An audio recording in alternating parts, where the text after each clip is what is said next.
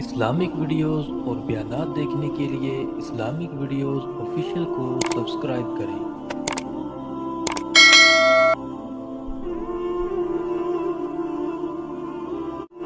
من اللہ علی المؤمنین اذ بعث فیہم رسولا من انفسہم، کہ یقیناً یہ اللہ تعالیٰ نے احسان فرمایا مومنوں پر کہ جب ان کے اندر انہی میں سے ایک رسول کو مبعوث فرمایا جو انہی میں سے ہے، یتلو علیہم آیاتہ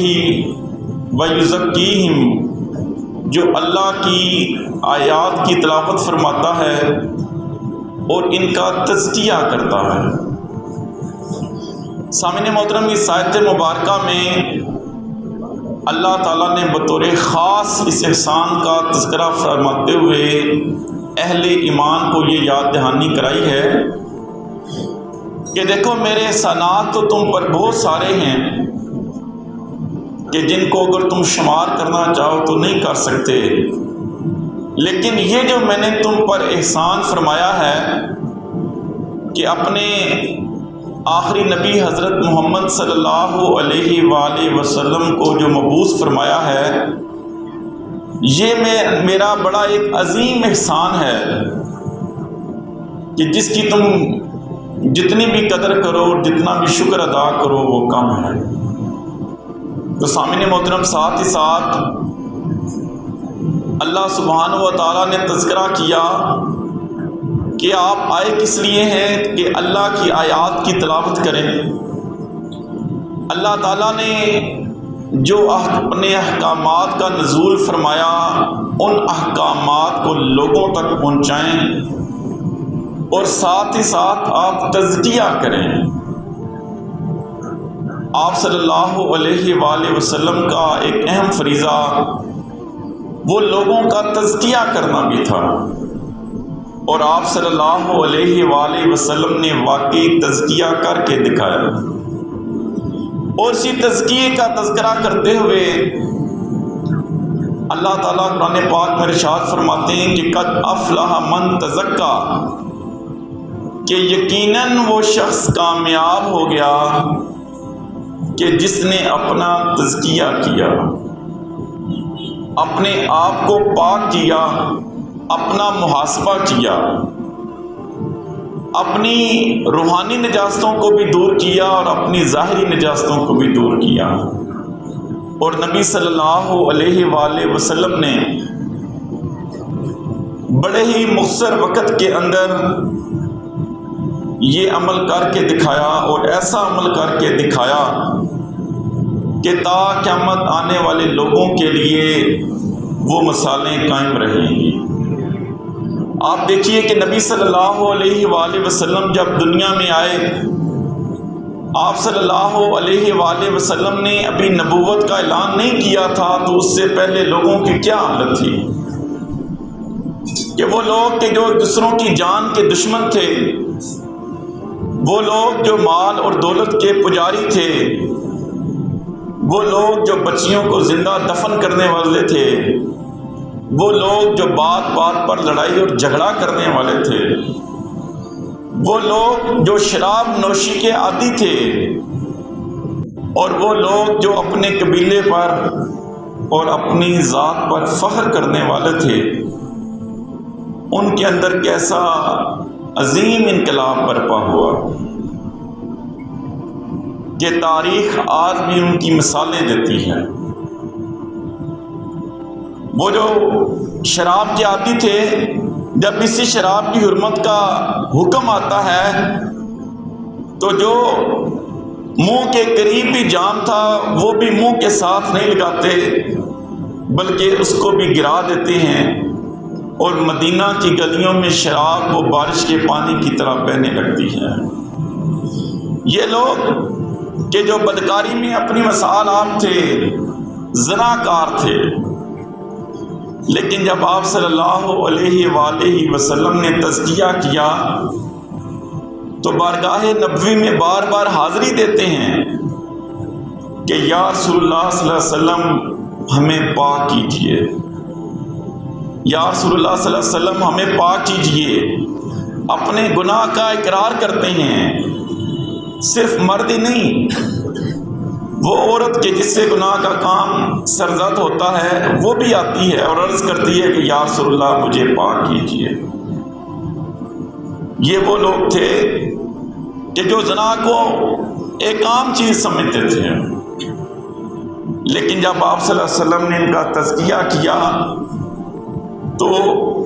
پاک ہونے کے لیے آپ صلی اللہ علیہ وسلم کی خدمت میں حاضر ہوتے ہیں۔ اور یہ لوگ کہ جو مال سے محبت کرنے والے تھے،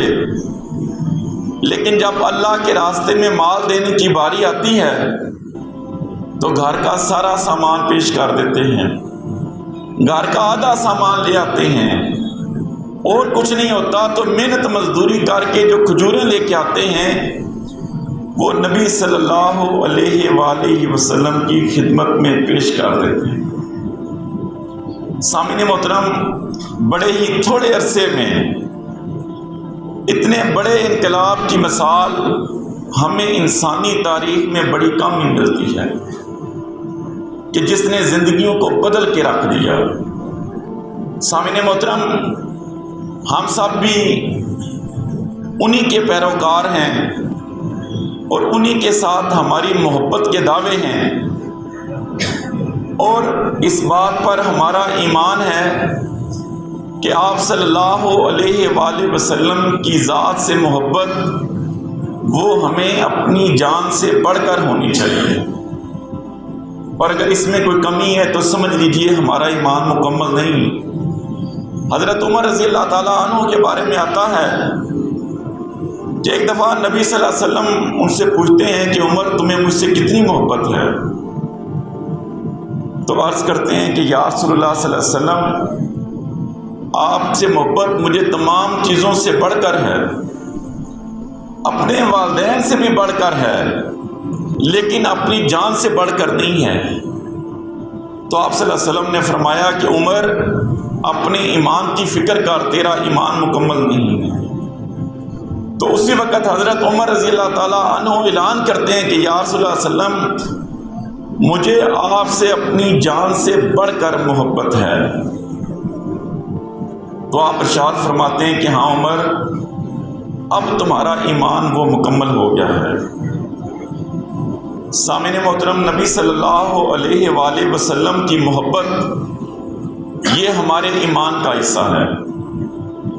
اور یاد رکھیے کہ آپ صلی اللہ علیہ وآلہ وسلم کے ساتھ محبت وہ اللہ کے ساتھ اللہ کی محبت کے حصول کا ذریعہ ہے، یاد رکھ لیجیے۔ اور اللہ کی محبت ہمیں اس وقت تک حاصل نہیں ہو سکتی کہ جب تک ہم نبی صلی اللہ علیہ وآلہ وسلم کے سچے پیروکار نہ بنیں، آپ کی اتباع کرنے والے نہ بنیں۔ اللہ سبحانہ و تعالیٰ نے سورہ آل عمران کے اندر ذکر فرمایا کہ قُلْ إِن كُنتُمْ تُحِبُّونَ اللَّهَ فَاتَّبِعُونِي يُحْبِبْكُمُ اللَّهُ وَيَغْفِرْ لَكُمْ ذُنُوبَكُمْ وَاللَّهُ غَفُورٌ رَحِيمٌ۔ اس آیت مبارکہ میں اللہ سبحانہ و تعالیٰ نے ہمارے سامنے ایک میزان رکھ دی ہے کہ ہم میں سے اگر کوئی یہ معلوم کرنا چاہے کہ ہمیں اللہ کے ساتھ کتنی محبت ہے تو ہر کوئی وہ اپنا جائزہ وہ خود لے سکتا ہے، وہ خود اپنا جائزہ لے سکتا ہے کہ مجھے اللہ کے ساتھ کتنی محبت ہے اور مجھے اللہ کے رسول کے ساتھ کتنی محبت ہے۔ سامعین محترم، یاد رکھیے کہ محبت ایسی چیز ہے کہ جو بظاہر نظر نہیں آتی ہے، اس کا تعلق وہ انسان کے دل کے ساتھ ہے۔ محبت کا تعلق انسان کے دل کے ساتھ ہے، اور دل کی کیفیات سے یہ پتہ لگ سکتا ہے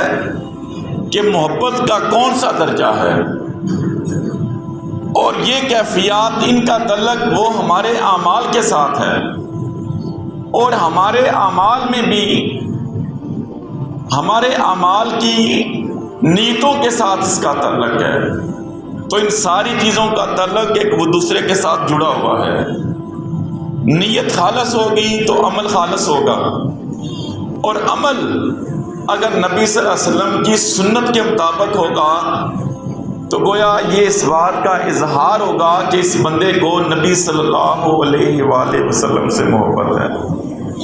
اور نبی صلی اللہ علیہ وآلہ وسلم کے ساتھ محبت یہ اس بات کا ثبوت ہوگی کہ اس بندے کو اللہ کے ساتھ محبت ہے۔ کسی قسم کے دعوے کرنے کی ضرورت نہیں ہے،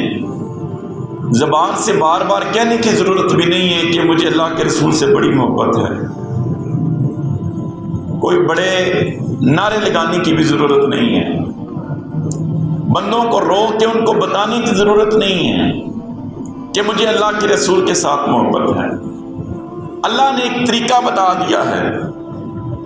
کہ میری محبت اگر تم چاہتے ہو تو میرے رسول کی اتباع کرو۔ سامعین محترم، یہاں پہ دو لفظ سننے میں آتے ہیں، ایک اتباع ہوتی ہے اور ایک اطاعت ہوتی ہے۔ اطاعت کا تعلق وہ قول کے ساتھ ہے اور اتباع کا تعلق وہ عمل کے ساتھ ہے، یاد رکھ لیجیے۔ اطاعت کا تعلق قول کے ساتھ ہے اور اتباع کا تعلق وہ عمل کے ساتھ ہے، اور یہاں پر جو اللہ سبحانہ و تعالی ہمیں کرائٹیریا دے رہے ہیں وہ نبی صلی اللہ علیہ وآلہ وسلم کی اتباع ہے، کہ اگر تم یہ چاہتے ہو نا کہ تمہیں پتہ چلے کہ تمہاری اللہ کے ساتھ کتنی محبت ہے تو یہ دیکھ لو کہ تم نبی صلی اللہ علیہ وآلہ وسلم کی کتنی اتباع کر رہے ہو، آپ کی سنت پر کتنا عمل کر رہے ہو، آپ کے فرامین پر کتنا عمل کر رہے ہو۔ تمہارا عمل کرنا تمہیں یہ بتا دے گا کہ تم محبت کے کس درجے پر فائز ہو۔ تمہاری محبت کم ہے، تمہاری محبت درمیانے درجے کی ہے، یا تمہاری محبت وہ ہائی لیول کی ہے۔ آپ صلی اللہ علیہ وآلہ وسلم کی اتباع تم کتنی کرتے ہو، تمہیں خود اس کا جواب مل جائے گا۔ تمہیں محبت کرنے کے دعووں کی ضرورت نہیں ہے، تمہیں بار بار اس کا ذکر کرنے کی بھی ضرورت نہیں ہے۔ کتنی آپ صلی اللہ علیہ وسلم کی اتباع کرتے ہو تمہیں پتہ چل جائے گا۔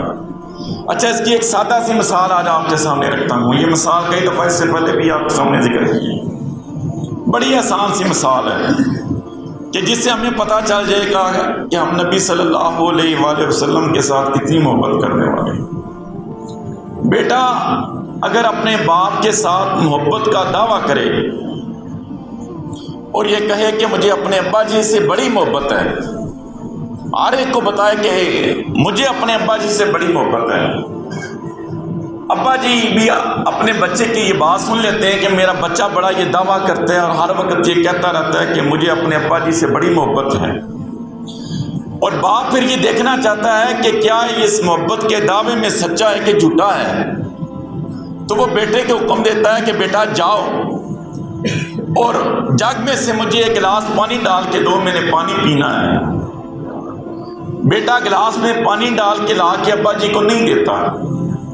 اور پاس بیٹھے ہوئے کہتا رہتا ہے کہ ابا جی مجھے آپ سے بڑی محبت ہے۔ ابا جی پھر کہتے ہیں کہ جاؤ بیٹا میرا یہ فلاں کام کر کے آؤ۔ بیٹا اپنی جگہ سے ٹاس سے مس نہیں ہوتا، ادھر ہی بیٹھا رہتا ہے۔ باپ پھر کہتا ہے کہ بیٹا میری یہ ضرورت ہے، ضرورت کو پورا کرو۔ بیٹا پھر بات نہیں مانتا اور بیٹھ کے ادھر ہی یہ دعویٰ کرتا رہتا ہے کہ ابا جی مجھے آپ سے بڑی محبت ہے۔ اب بتائیے کہ جتنے یہ وہ دعوے کر رہا ہے، اس کے جواب میں اس کے باپ کا اس کے ساتھ کیا رویہ ہوگا؟ اگر باپ اس کی یہ ساری باتوں کو برداشت کرتے ہوئے کیا یہ نہیں کہے گا کہ بیٹا تو میری بات تو مانتا نہیں ہے، تو تیری میں کیسے تسلیم کروں کہ تو مجھ سے محبت کرنے والا ہے؟ اور ساتھ ہی ساتھ وہ یہ بھی کہے گا کہ بیٹا تو اس محبت کے دعوے میں جھوٹا ہے، تو زبان سے تو کہہ رہا ہے کہ ابا جی مجھے آپ سے بڑی محبت ہے، آپ سے بڑی محبت ہے، لیکن جب کام کی باری آتی ہے، عمل کی باری آتی ہے، تو آگے سے انکار کر دیتا ہے۔ تو بیٹا تو اس دعوے میں جھوٹا ہے، مجھے تیری اس بات پہ یقین نہیں ہے۔ تو بیٹا اپنے عمل سے بس بات کا ثبوت دے رہا ہے کہ اسے اپنے ابا جی سے محبت نہیں ہے۔ سامعین محترم، یاد رکھ لیجئے کہ بالکل اسی طرح نبی صلی اللہ علیہ وآلہ وسلم کے ساتھ محبت کا ہمارا دعویٰ تو ہو، میں بڑا دعویٰ کروں،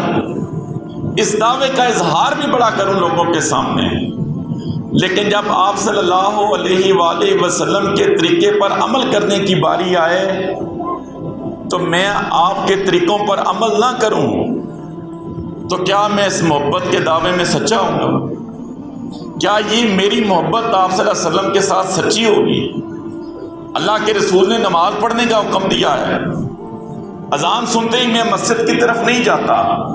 میں نماز کی ادائیگی نہیں کرتا، تو کیا میری یہ اللہ کے رسول کے ساتھ سچی محبت ہے؟ اللہ کے رسول نے نگاہوں کی حفاظت کرنے کا حکم دیا ہے، اور میں جب بازار سے یا گلی سے گزرتا ہوں تو دائیں بائیں چلنے والی خواتین کو دیکھتا ہوں، میں نظر جھکا کے نہیں چلتا، تو کیا میرا آپ صلی اللہ علیہ وسلم کے ساتھ محبت کا دعویٰ سچا ہے؟ اللہ کے رسول نے رشتہ داروں کے ساتھ صلہ رحمی کا حکم دیا ہے، اور میں بات بات پر اپنے رشتہ داروں کے ساتھ ناراض ہو جاتا ہوں، میں ان سے قطع تعلقی کر لیتا ہوں، تو کیا میں آپ کے ساتھ محبت کے دعویٰ کرنے میں سچا ہوں؟ اللہ کے رسول نے اپنی زبان کی حفاظت کا حکم دیا ہے، لیکن میری زبان میں سے جب تک گالی نہ نکلے مجھے سکون نہیں آتا، میں جب تک کسی دوسرے کی بے عزتی نہ کر دوں، میری زبان سے جب تک جھوٹ نہ نکلے، میں جب تک کسی کی غیبت نہ کر دوں مجھے سکون نہیں آتا، تو کیا نبی صلی اللہ علیہ وآلہ وسلم کے ساتھ میری محبت کا دعویٰ سچا ہے یا جھوٹا ہے؟ سامعین محترم، افسوس سے کہنا پڑتا ہے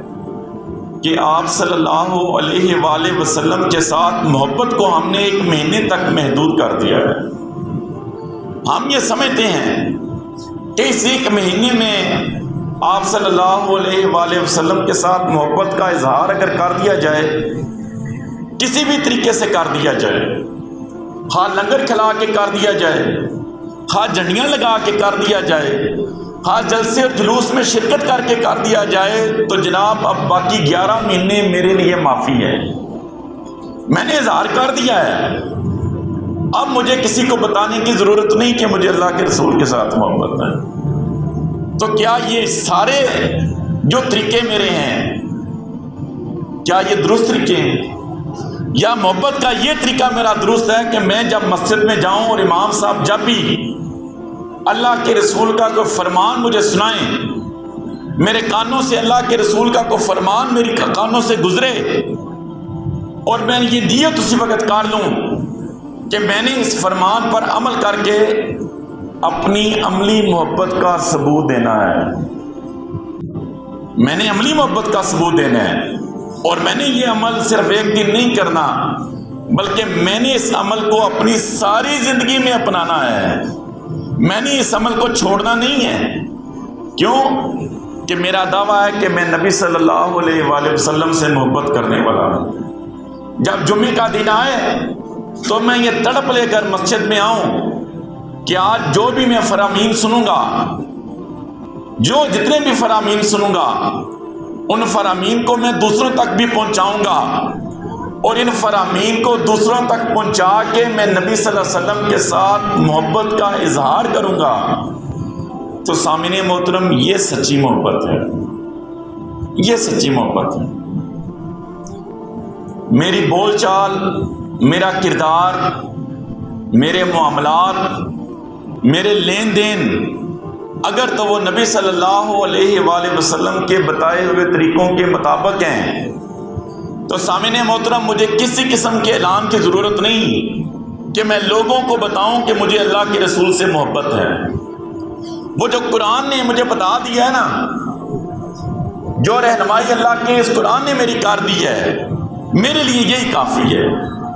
مجھے نعرے لگانے کی ضرورت نہیں ہے، مجھے دعوے کرنے کی ضرورت نہیں ہے، مجھے اللہ نے بتا دیا ہے، اور میں آپ کی سچی اتباع کرنے والا بن گیا ہوں۔ میں پوری کوشش کرتا ہوں، کوئی بھی انسان مکمل نہیں ہے جو یہ دعویٰ کرے کہ نہیں جناب میں سارے معاملات میں جو اسلام کے مطابق چلتا ہوں، ایسی بات نہیں ہے۔ ہم سب میں کمزوریاں ہیں، کمیاں ہیں، کوتاہیاں ہیں، لیکن ہماری یہ کوشش ضرور ہونی چاہیے کہ ہم نبی صلی اللہ علیہ وآلہ وسلم کی اتباع کرنے والے بن جائیں۔ اگر کوئی کمی بیشی رہ جائے تو اس پر پریشان اور مایوس ہونے کی ضرورت نہیں ہے، بلکہ اس پر اللہ سے مغفرت طلب کرنی چاہیے، اللہ سے معافی مانگنی چاہیے۔ اور یاد رکھ لیجیے سامعین محترم کہ جب سچے دل سے، سچی نیت سے سچا عمل کرنے والے ہم بن جائیں گے تو اللہ تعالیٰ نے ارشاد فرمایا ہے کہ تمہیں میری محبت بھی حاصل ہو جائے گی، اور ساتھ ہی ساتھ وَيَغْفِرْ لَكُمْ ذُنُوبَكُمْ، میں پچھلے سارے تمہارے گناہوں کو معاف فرما دوں گا، پچھلے سارے تمہارے گناہوں کو معاف فرما دوں گا۔ اور سامعین محترم کہ نبی صلی اللہ علیہ وآلہ وسلم کی ذات مبارکہ، آپ کا مقام سب سے بلند ترین مقام ہے اللہ تعالیٰ کی ذات کے بعد۔ آپ صلی اللہ علیہ وآلہ وسلم ارشاد فرماتے ہیں کہ قیامت والے دن میں اولاد آدم کا سردار ہوں گا، اور میں ہی وہ ہوں گا کہ جس کی قبر سب سے پہلے کھلے گی، شک ہوگی، اور میں ہی وہ آدمی ہوں، میں ہی وہ ہوں گا کہ جو قیامت والے دن اللہ کے حضور سفارش کروں گا، اور اللہ میری سفارش وہ قبول فرمائیں گے۔ ٹھیک ہے جی، یہ آپ کا مقام ہے، یہ آپ کا مرتبہ ہے، یہ ہمارے وہ پیارے حبیب صلی اللہ علیہ وآلہ وسلم ہیں کہ جن کی ہم امتی ہیں، کہ جن کو اللہ تعالیٰ نے ایسا بلند مقام اور مرتبہ عطا فرمایا ہے۔ تو سامعین محترم، اللہ نے جو آپ کو یہ بلند مقام اور مرتبہ عطا فرمایا ہے بحیثیت امتی، اب یہ مقام اور مرتبہ تقاضا ہم سے یہ کرتا ہے کہ ہم نبی صلی اللہ علیہ وآلہ وسلم کی اتباع کرنے والے بن جائیں۔ ہمارا اٹھنا بیٹھنا وہ آپ صلی اللہ علیہ وسلم کے طریقے کے مطابق ہو، ہمارا چلنا پھرنا، ہمارا گفتگو کرنا، ہمارا لوگوں سے لین دین کرنا، ہماری بول چال میں وہ صداقت ہونی چاہیے۔